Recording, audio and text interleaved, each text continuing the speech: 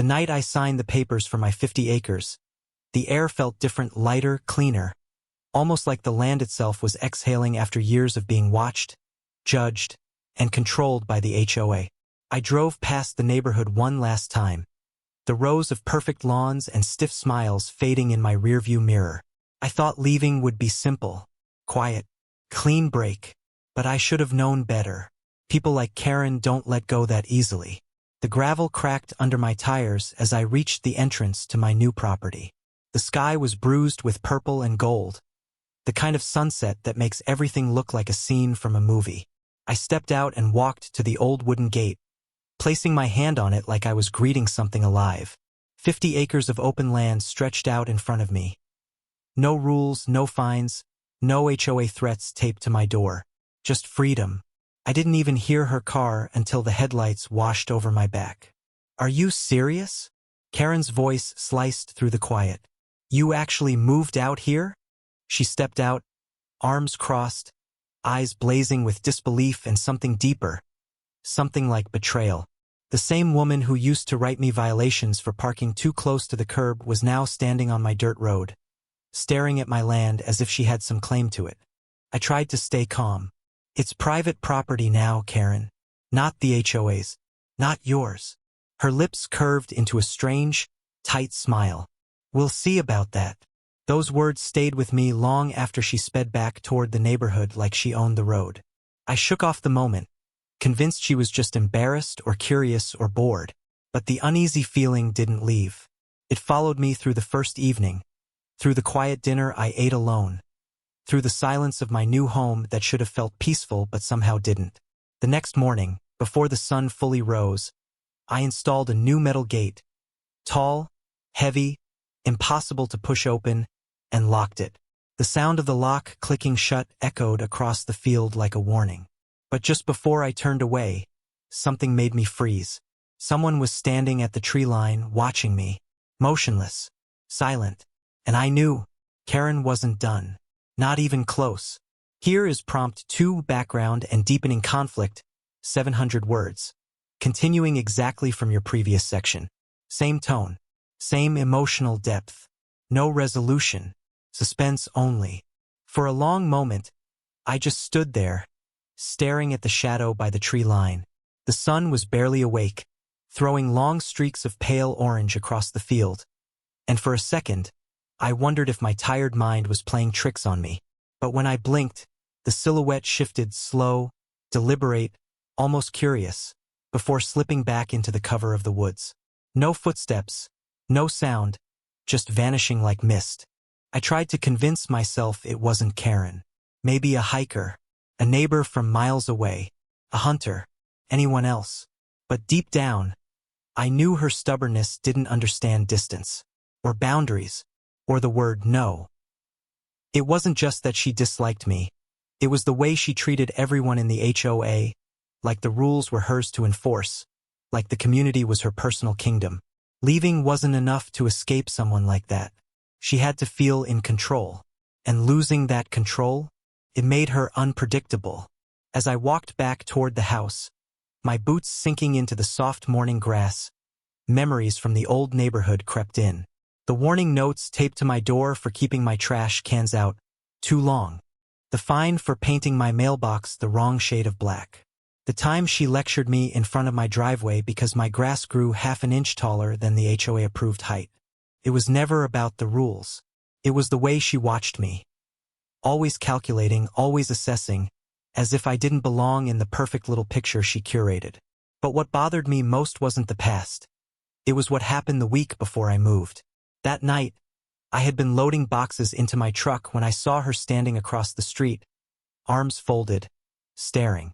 No anger, no shouting, just watching, the kind of gaze that made the air heavy. When I asked if she needed anything, she didn't respond. Instead, she gave me this strange, almost disappointed look and walked away without a word. At the time, I brushed it off. But now, out here in the open land with 50 acres of quiet stretching around me, that look wouldn't leave my mind. Inside the house, the silence was thick. I hadn't furnished it properly yet. Just a table, a chair, and a mattress on the floor. The walls were bare, still smelling faintly of fresh paint and old wood. I thought moving out here would give me a clean emotional slate. Space, peace, a chance to breathe without someone auditing every part of my life. But now that I was actually living in that solitude, I could feel something pressing against the edges of it. Something I hadn't invited. By noon, I convinced myself to check the tree line. Not because I expected to find anything, but because doing nothing would only feed my anxiety. The grass swayed gently as I walked, brushing against my jeans. Birds chirped somewhere distant, and the air carried the earthy scent of pine and dirt. Every step made my heartbeat louder. When I reached the exact spot I saw the figure, the ground was disturbed. Not by animals, these prints were human. Fresh. Someone had stood there this morning, close enough to watch me install the gate, close enough to disappear without a trace. I ran my hand along the rough bark of the nearest tree, trying to imagine Karen standing there in the cold dawn. Did she follow me here just to watch? To intimidate me? Or was there something else she wanted? I left the woods with more questions than answers. By evening, the sky turned deep blue, and the chorus of night insects filled the quiet. I made myself dinner but barely ate. My eyes kept drifting toward the windows, toward the gate, toward the dark silhouette of the woods beyond it. And then, just as the last bit of daylight faded, my phone vibrated. A message from an unknown number. No words, just a photo. My property, my gate, taken minutes ago. But what sent a cold shiver through me wasn't the gate. It was the faint outline of someone standing behind it, watching. Here is prompt 3, escalation and subplots, 700 words, continuing directly from the last sentence. Suspense deeper. No resolutions. Emotional and cinematic. My fingers tightened around the phone as I stared at the picture. The gate loomed large in the dim light, its silhouette sharp against the fading dusk. But the figure behind it, too blurred to identify, too still to be casual, made my breath catch. Whoever sent this wasn't just watching. They wanted me to know they were watching. They wanted to get inside my head. For a moment, I wondered if this was still about Karen, or if something else had slipped into my quiet life out here. I stepped outside, my boots crunching against the gravel. The night air was cold, carrying the scent of pine and soil. Crickets hummed, and somewhere in the distance, an owl gave a low, drawn-out call. Everything looked normal, beautiful even, but the kind of beauty that hides danger underneath. As I approached the gate, the steel bars glinted under the moonlight. Empty. No sign of anyone. No footprints. No movement in the trees. Nothing but silence. I told myself to breathe, to stay rational. But the truth was, I had brought more baggage here than cardboard boxes. I brought years of conflict, resentment, and the kind of exhaustion that doesn't go away after one quiet night in the woods. And I brought flaws, fear, anger, a tendency to run instead of fight. I had moved to escape it all, but maybe escape wasn't the point anymore. Maybe this was about confronting something I didn't want to face. Inside, I sat on the edge of the table, staring at my phone. Whoever took that photo was close.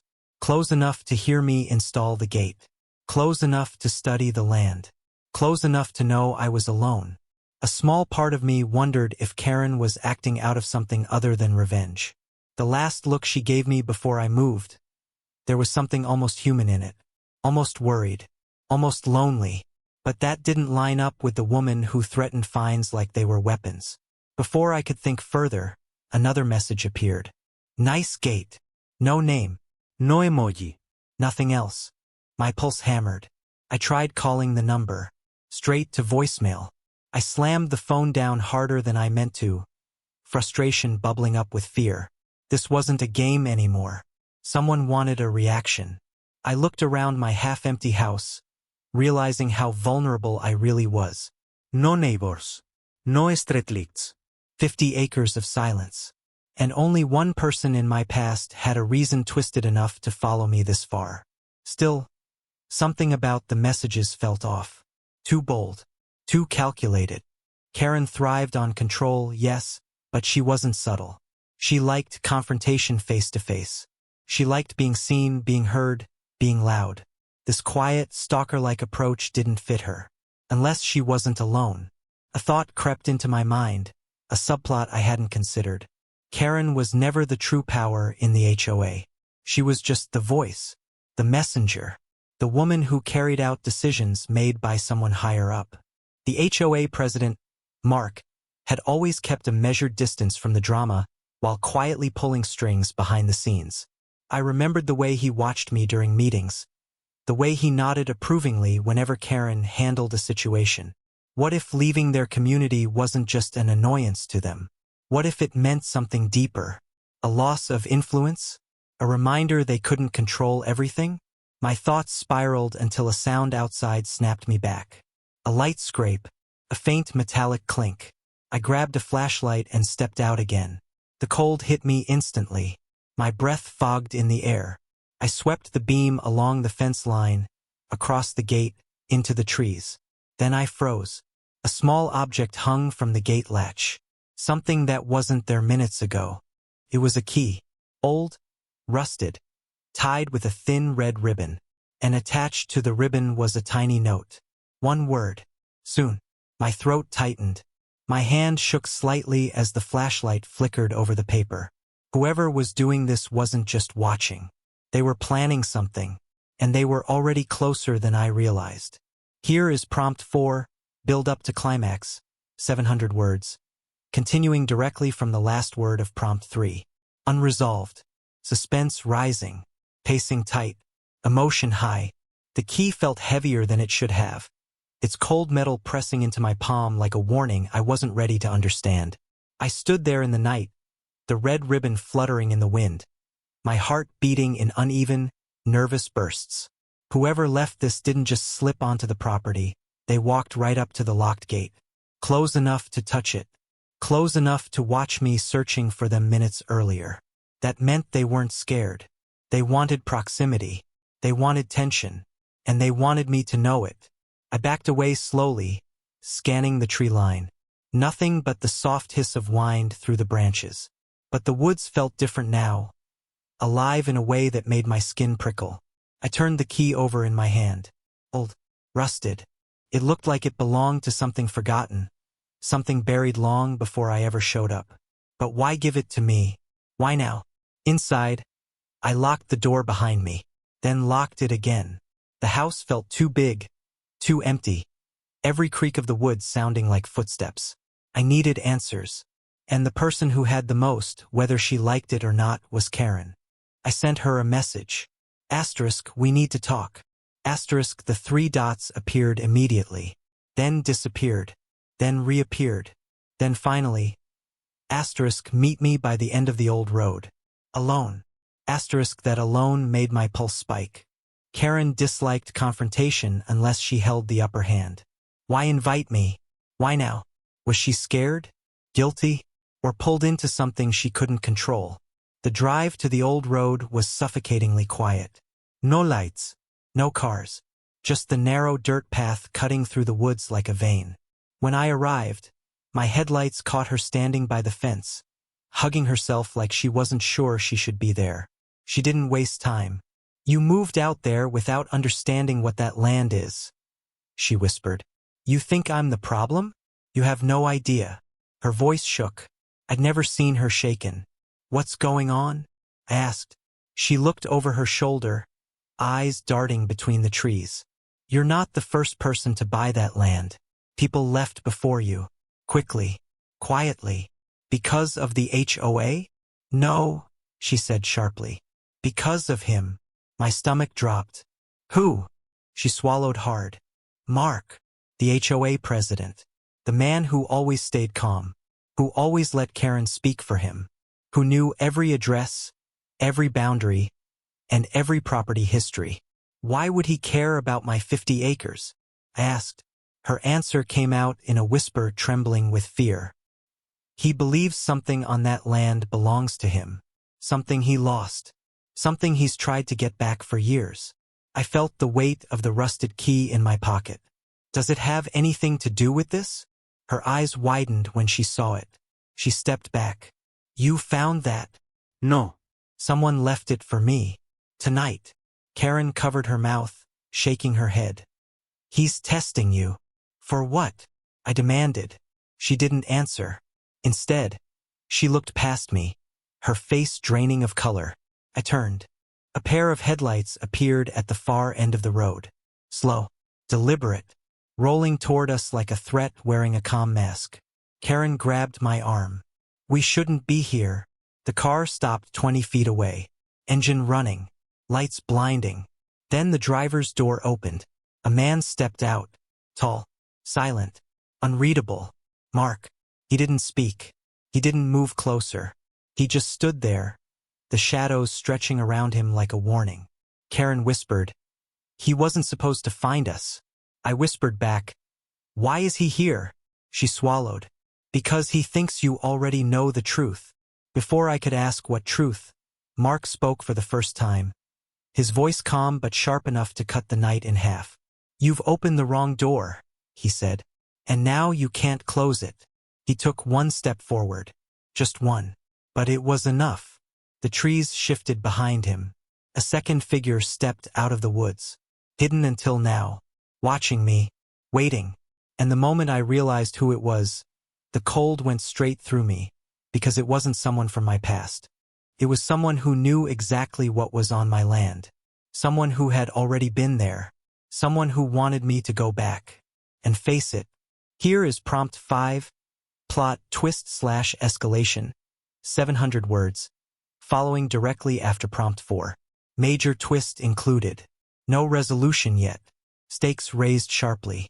The second figure emerged from the darkness with the kind of eerie confidence that made every instinct in my body tense. The moon slipped out from behind a cloud, and the pale light fell across his face.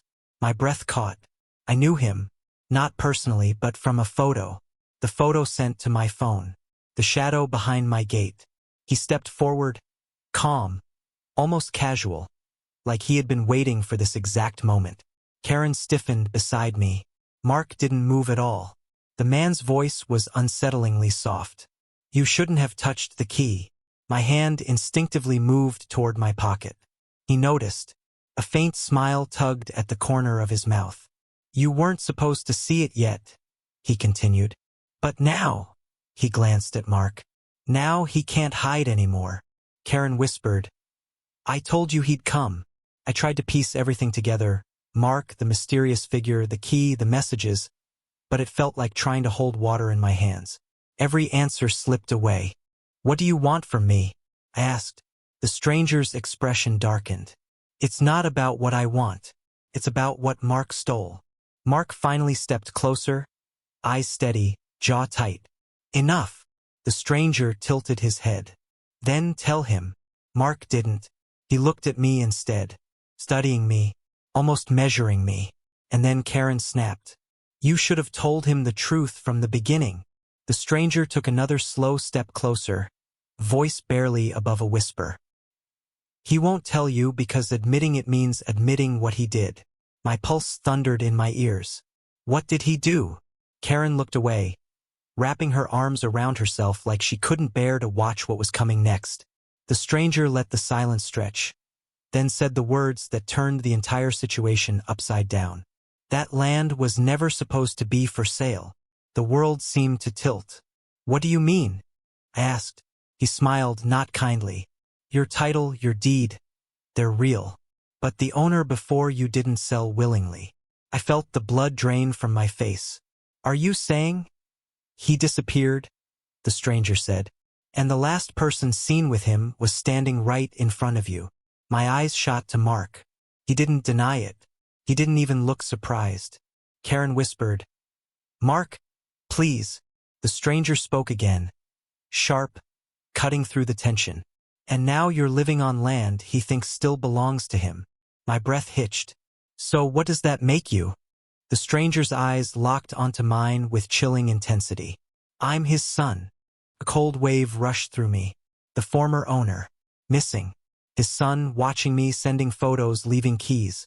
Mark stepped closer, anger finally breaking through his calm facade. "You're trespassing. You took everything from my father." The son growled, stepping forward. "This land, his home, his life. The conflict exploded instantly. Mark reaching into his coat, Karen grabbing his arm, the son lunging forward in fury. The night fractured with overlapping chaos.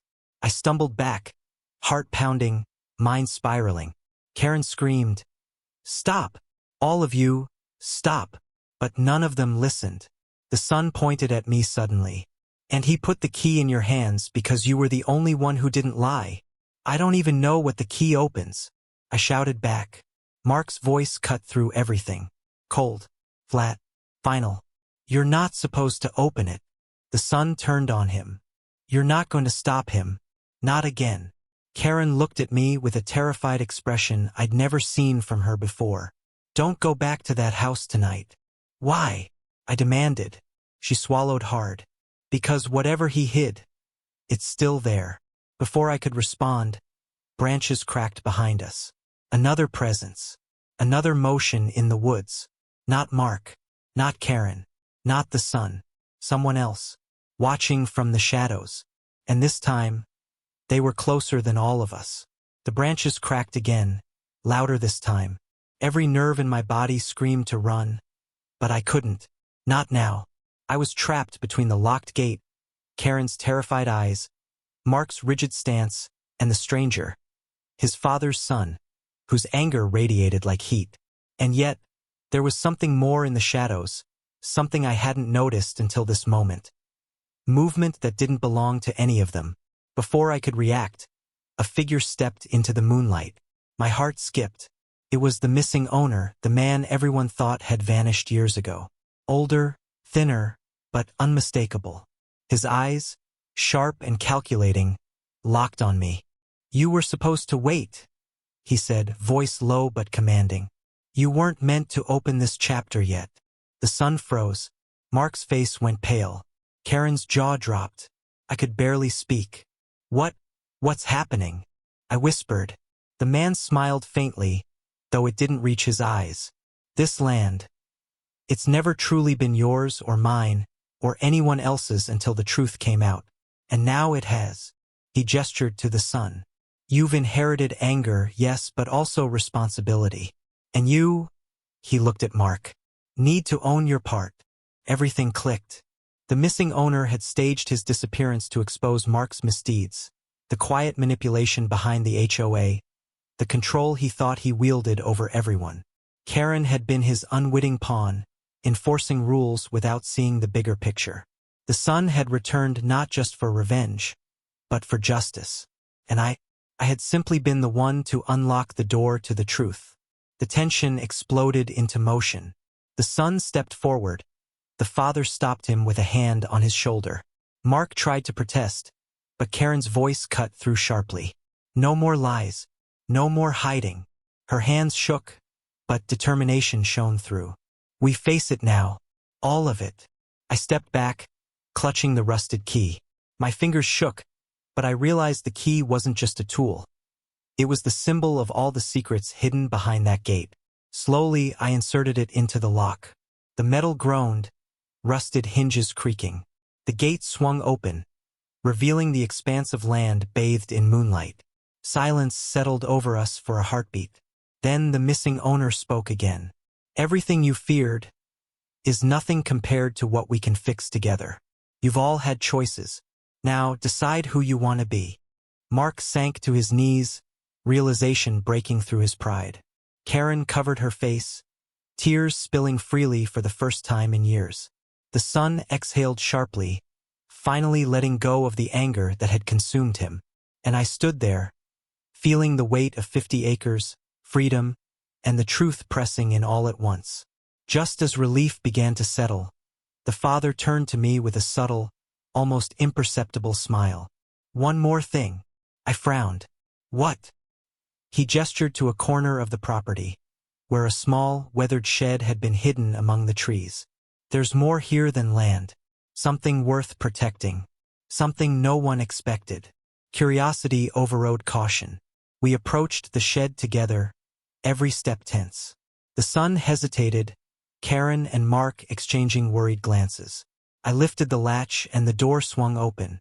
Inside, stacked carefully, were boxes filled with papers, blueprints, and journals, the missing owner's lifetime of work. Maps of hidden trails, property records proving centuries of ownership disputes, and letters documenting Mark's manipulations over the HOA. But at the very bottom, wrapped in leather, was something different. A small, ornately carved box. I opened it slowly. Inside, a single key, smaller than the one I held. Finer, almost ceremonial. With it came a note, written in delicate script. "This is not just land. This is legacy. Guard it well. And remember, control is an illusion. Trust is power." The wind whipped through the trees as I stared at it, the weight of the moment finally settling. The conflicts were resolved. Karen had faced truth, Mark had been exposed, the son had reclaimed his father's story, and I had finally earned my place on this land. And yet, the key trembled slightly in my hand, as if whispering there was more to come. Some secrets, I realized, never fully rest. The sun rose slowly over the 50 acres, spilling warm gold across the fields that had once seemed impossibly vast. I stood by the gate, watching shadows stretch and shrink with the morning light, feeling the weight of the night's events slowly lift. For the first time since moving here, the air felt truly calm. Not empty, not tense. Calm, like the land itself was breathing along with me. Karen sat a few feet away on a fallen log, her hands clasped around her knees, staring at the horizon. She looked different, lighter somehow. The rigid tension that had always defined her presence was gone, replaced by something softer, almost human. She turned to me, hesitant, and said quietly, I didn't realize how much I'd let control rule me, and how much I'd hurt people along the way." I nodded. "You were just following what you thought was right. But maybe rules don't fix everything." She let out a slow breath. "And maybe freedom isn't about boundaries, it's about trust." Mark stood farther off, still humbled, staring at the open gate and the wide expanse beyond it. His pride had crumbled, but there was a new clarity in his eyes. "I underestimated you," he admitted, "and underestimated what this land really meant." The son of the missing owner approached the shed we had uncovered last night, carrying boxes carefully. He paused, glanced back at me, and gave a slight nod, a gesture of respect, of acknowledgement. "This land has been waiting for someone to care enough to protect it," he said. "Not for power, not for revenge. Just care. That's what matters most." I felt a strange mixture of relief and awe. The chaos, the threats, the secrets, they had all been part of a story larger than any of us imagined. The land had been more than property. It had been a test, a mirror showing our flaws, our obsessions, and our courage. And now, standing there, I realized something important. Peace doesn't come from running away. It comes from facing everything you fear and making choices that align with who you truly are. Karen stood and brushed herself off, a tentative smile forming. "Maybe I needed to see that," she said. "That control doesn't bring happiness. Connection does." The sun climbed higher, gilding the trees and casting long shadows across the gate.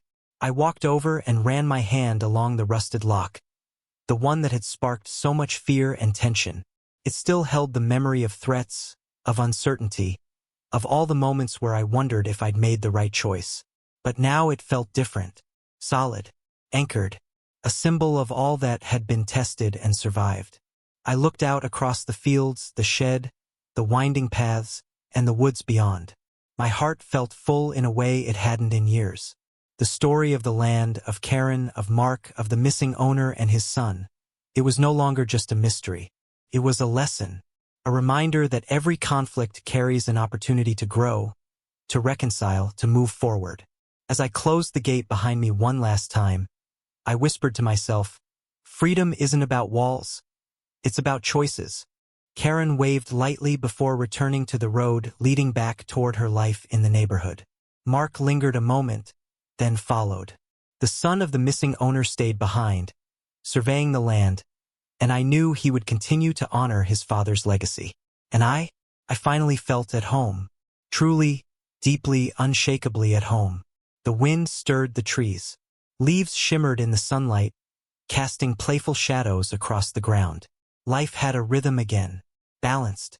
Uneasy at times, yes, but ours to navigate. And in that quiet, I realized, some stories end, but the lessons stay. And sometimes, the greatest freedom comes not from the space around you, but from the courage to face what lies inside. So, if there's one thing I can leave you with, it's this: don't let fear or control decide your life.